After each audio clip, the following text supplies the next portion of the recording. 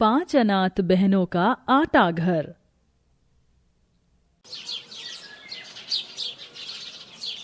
कविता अपनी चारों बहनों के साथ शमशान घाट में चिता के सामने खड़ी हुई रोती रहती है। माँ, आप हमें छोड़कर क्यों चली गई?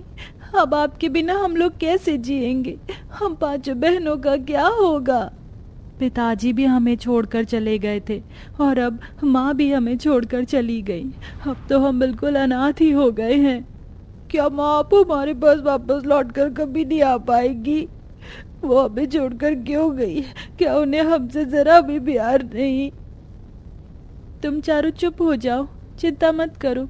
माँ बेशक हमारे साथ ना हो, लेकिन माँ की तरह मैं तुम चारों का ख्याल जरूर रखूंगी। कविता की बातें सुनकर उसकी दोनों छोटी बहनें उसे गले से लगा लेती हैं। दीदी, मुझे माँ की बहुत याद आ रही है। माँ के बिना अब हम लोग कैसे रहेंगे? भगवान से दुआ करो माँ जहाँ पर भी हो वहाँ खुश रहें। अब हमें यहाँ से घर चलना चाहिए, मौसम भी बिगड़ने वाला है। कविता अपनी चारों बहनों के साथ अपने घर आ जाती है, जिसके बाद अचानक से मौसम बिगड़ जाता है और बारिश शुरू हो जाती है। अरे ये क्या? बारिश की वजह से तो घर के अंदर पानी टपक रहा है। अब मैं क्या करूं? सुनो राधिका, सुप्रिया, तुम दोनों जहां जहां पानी टपक रहा है वहां वहां छोटे छोटे बर्तन लगा दो, ताकि पानी चारों तरफ ना फैल सके। कविता की दोनों बहनें उसकी बात को सुनकर जहां जहां पानी टपक रहा होता है वहां छोटे छोटे बर्तन लगा देती हैं, जिसके बाद 5 बहनों को भूख लगने लगती है। दीदी, मुझे बहुत जोरों से भूख लगी है, खाने को दे दो कुछ। आपने हमारे खाने के लिए कुछ भी नहीं बनाया। हाँ दीदी, भूख तो मुझे भी बहुत जोरों से लगी है। माँ होती तो अभी तक हमारे लिए खाना बना देती। बाहर बहुत जोरों से बारिश हो रही है, चारों तरफ पानी ही पानी हो रखा है। आखिर मैं चूल्हा कैसे जलाऊंगी? चूल्हा भी तो बारिश में भीग गया है और लकड़ियां भी। कविता को समझ ही नहीं आता उसकी बहनें भूखी थी। वह अपने मन ही मन सोचती है, माँ मुझे आपकी बहुत याद आ रही है। आज अगर आप हमारे साथ होती तो हमें ये दिन ना देखने पड़ते। कविता ऐसे सोचकर रोने लगती है, जिसके बाद उसकी चारों बहनें उसे गले से लगाकर कहती हैं, कोई बात नहीं, परेशान मत हो दीदी, सब कुछ ठीक हो जाएगा। आज हम सब पानी पीकर ही सो जाते हैं, कल खाना खाएंगे। राधिका, सुप्रिया, सेजल और पारुल कविता के साथ मिलकर पानी पीते हैं और घर के कोने में बिस्तर कर लेते हैं, जिसके बाद वह सोने लगते हैं। लेकिन आधी रात के समय बहुत तेज तूफान आता है, जिसके चलते उनके घर की छत उड़ जाती है और घर के अंदर बारिश का पानी आने लगता है। अरे राधिका, सुप्रिया, सेजल, पारुल, जल्दी से उठो, देखो छत उड़ गई है। हमें यहाँ से बाहर निकलना होगा, नहीं तो इस घर की दीवारें भी गिर जाएंगी और हम में से किसी को चोट लग जाएगी। कविता ऐसे अपनी चारों बहनों को घर से बाहर ले आती है। उनके बाहर आते ही घर की चारों दीवारें टूट जाती हैं और घर पूरा तहस नहस हो जाता है। हे भगवान, ये क्या हो गया? दीदी, हमारा घर तो आंधी तूफान में खराब हो गया। अब हम लोग कहाँ रहेंगे, कहाँ सोएंगे? बहुत तेज ठंड भी लग रही है। दीदी, अब हम लोग कहाँ जाएं? हमारे पास तो इसके अलावा और कोई घर भी नहीं था। कविता बहुत ज्यादा परेशान हो जाती है। उस रात वह अपनी चारों बहनों को लेकर यहाँ से वहाँ भटकती रह जाती है। तभी उसे एक बड़ा सा पेड़ दिखाई देता है, जिसके नीचे वह अपनी चारों बहनों के साथ बैठ जाती है। आज की रात हमें यहीं पर निकालनी होगी, कल मैं कोई जुगाड़ देखती हूँ। कविता ऐसा कहकर अपनी चारों बहनों के साथ वहीं पर रात बिताती है। अगले दिन जब सुबह होती है तो सेजल और पारुल को ठंड की वजह से बुखार भी चढ़ जाता है। कविता बहन, देखो इन दोनों को तो बुखार ही चढ़ गया। अब हम लोग इन दोनों का क्या करें? हमारे पास तो डॉक्टर के पास ले जाने के लिए पैसे भी नहीं हैं। हमारी ये गरीबी हमसे क्या करवा कर रहेगी, हमें तो समझ ही नहीं आ रहा है। भगवान हमारी मदद करो। कविता ऐसा कहकर रोने लगती है। दीदी, रोने से काम नहीं चलेगा, आपको हिम्मत रखनी होगी। आप अगर हिम्मत नहीं रखोगी तो हमारा क्या होगा? हमें हौसला देने के लिए आपको हिम्मत रखना बहुत जरूरी है। क्यों ना हम अपने आप अपने लिए कोई घर बना ले।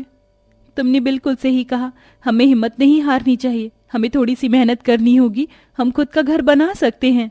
उन दिनों गांव में अनाज की खेती हो रही थी, जिसके चलते अनाथ 5 बहनें भीख मांगने घर घर जाती हैं और उन्हें भीख के तौर पर सब लोग थोड़ा थोड़ा अनाज दे देते हैं। इतना सारा अनाज इकट्ठा हो गया, हम पांचों ने लोगों से बहुत सारा अनाज मांग लिया, लेकिन किसी ने भी हमें खाना या पैसे नहीं दिए। दीदी, हम इनमें से थोड़ा सा अनाज दुकान पर बेच देते हैं, उससे कुछ पैसे आ जाएंगे तो हम खाना बनाने के लिए सब्जियां और आटा ले आएंगे। राधिका की बात मानकर कविता अनाज दुकान पर जाकर अनाज बेच देती है और मिले हुए पैसों से गेहूं का पिसा हुआ आटा और सब्जी मंडी जाकर थोड़ी सी सब्जी ले आती है। उसी पेड़ के नीचे वह एक छोटा सा चूल्हा बनाकर अपनी चारों बहनों के लिए खाना बनाती है। ये लो दाल रोटी, मैंने हम सभी के लिए खाना बनाया है। कविता अपनी अनाथ बहनों के साथ खाना खाने लगती है, जिसके बाद अभी भी उनके पास बहुत सारा आटा बचा हुआ था। लोग ईंट और सीमेंट से घर बनाते हैं, लेकिन हम लोग अगर चाहें तो इस आटे से भी अपना घर बना सकते हैं। आपको याद होगा, जब पिताजी जिंदा थे तो वो हमारी कॉपियों के ऊपर आटे का लेप लगाकर उन्हें चिपका दिया करते थे और फिर वो कॉपी बहुत मजबूत हो जाया करती थी। आटे से हम घर कैसे बना सकते हैं? आटा तो खाने की चीज है। दीदी, अगर हम चाहे तो कुछ भी कर सकते हैं, बस हमारे अंदर हौसला होना चाहिए। तुमने सही कहा, हमारे पास अभी कुछ है भी तो नहीं सिर्फ इस आटे के अलावा, लेकिन हमें घर बनाने के लिए और भी ज्यादा आटा चाहिए होगा। लोगों के घर से और गेहूं मांग कर लाएंगे। आप तीनों घर बनाने का सामान इकट्ठा करो। पारुल और सेजल दोनों झोला उठाकर गांव में एक एक करके घर पर जाती हैं और सबसे थोड़ा थोड़ा गेहूं मांगने लगते हैं। खेती अच्छी चल रही थी, इस वजह से सब लोग उन्हें थोड़ा थोड़ा गेहूं दे देते हैं। बबीता, ये बेचारी अनाथ लड़कियां हैं, इन्हें गेहूं दे दो, इन्हें इसकी बहुत जरूरत है। हमारे इतने सारे गेहूं से थोड़ा सा गेहूं चला भी जाएगा तो क्या चला जाएगा। आपने बिल्कुल सही कहा जी, अभी दे देती हूँ। बबीता एक एक पन्नी भरकर गेहूं सेजल और पारुल को दे देती है। ऐसे ही 3 बार बहुत सारा गेहूं इकट्ठा करने के बाद दोनों छोटी बहनें वापस अपनी बड़ी बहनों के पास आती हैं। तब तक उन्होंने बहुत सारी रद्दी का इंतजाम कर लिया था। ये सब वही रद्दी है जो लोग पढ़ाई के बाद फेंक देते हैं, आज हमारे काम आएगी हमारा घर बनवाने में। तीनों बड़ी बहनें मिलकर लकड़ी से सांचा बनाती हैं, जिसके बाद सुप्रिया आटे का घोल बनाकर रद्दी पर चिपकाने लगती है। एक के बाद एक राधिका उन लेप को सांचे के ऊपर लगाना शुरू कर देती है, जिसके चलते धीरे धीरे उनका आटे का घर बनना शुरू हो जाता है। लेकिन अचानक से बारिश शुरू हो जाती है। बारिश की वजह से आटा पानी में बहने लगता है। हे भगवान, बारिश को भी अभी ही होना था। बारिश शुरू हो गई है, चारों तरफ आटा आटा हो जाएगा। अब तो हम अपने आटे के घर को बना ही नहीं पाएंगे, हमें कल का इंतजार करना होगा। उस रात भी आटे के पराठे बनाकर वह अपनी बहनों को दे देती है और खुद भी खाकर पेड़ के नीचे ही सो जाती है। रात भर बहुत ठंड लगती है और वो पांचों अनाथ बहनें ठंड में सिकुड़ जाती हैं। दीदी, एक तो बारिश हो रही है, ऊपर से ठंडी ठंडी हवा भी चल रही है, मुझे बहुत ठंड लग रही है। सेजल, तुम मेरे पास आ जाओ, मैं तुम्हें सीने से लगा लूंगी तो तुम्हें ठंड कम लगेगी। राधिका सेजल को सीने से लगा लेती है, तो वहीं कविता पारुल को सीने से लगाकर सो जाती है। इस तरह उन पांचों को एक दूसरे से गर्माहट मिलती है और वह सो जाती हैं। अगले दिन जब सवेरा होता है, वह फिर से आटे का घर बनाना शुरू करती हैं, लेकिन रात की तरह दिन में भी बारिश हो जाती है और आटा पानी में बहने लगता है। अगर ऐसे ही चलता रहा तो फिर हमारा घर तो कभी बन ही नहीं पाएगा। सुप्रिया और राधिका कविता तीनों ही बहनें बहुत ज्यादा परेशान हो जाती हैं। उनको इस तरह परेशान देखकर सेजल और पारुल भी बहुत परेशान होती हैं। कुछ देर में थोड़ी देर के लिए बारिश रुक जाती है और वह तीनों बहनें अपना घर बनाना शुरू कर देती हैं। मौसम बिगड़ने से पहले हमें अपने आटे का घर बनाना ही होगा।